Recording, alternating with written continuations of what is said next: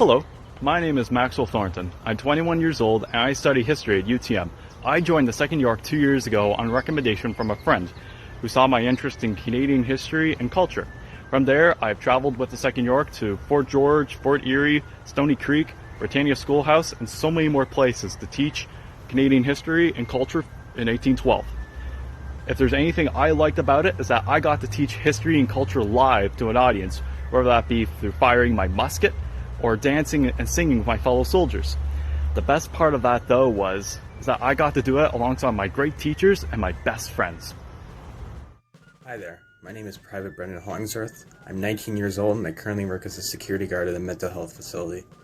I got into 2nd York a couple of months ago. I found out about it through an Instagram page called Sea of Green 1812, who I do highly recommend you follow if you're interested in joining. It kind of went down from there. I started to ask a few questions and find out how I can get involved. Fortunately, I haven't been able to do any events so far because of the current ongoing pandemic, but I have done 1812 reenacting previously when I was a scout at Fort George mainly. 8 years ongoing, so I do have that experience, and I'm looking forward to hopefully doing some events before the year comes. Hello, I'm Private Ryan Dollimore with Thompson's company, 2nd York. The way that I got into the hobby is our captain, Greg Carrero, is a friend of mine from way back, and I ran into him one day actually at our local pub, and he started telling me about this great thing that he was doing. He knows that I'm a history buff as well, and he more or less kind of recruited me in that way. It sounded like a lot of fun, and it really has been.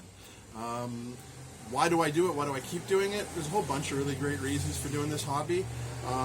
It's just kind of fun to dress up and be able to play around with history sometimes, to be in the uniforms, to have the muskets, to see the way that people would have lived. And if you're a history geek like me, and like a lot of us are, it's a lot of fun to do. It's great to interpret history to people, to be able to bring it forward in a way that brings it alive instead of just being something on a page in a textbook. And I like to see when the public interacts with us and all that they gain from learning more about Canadian history in that way.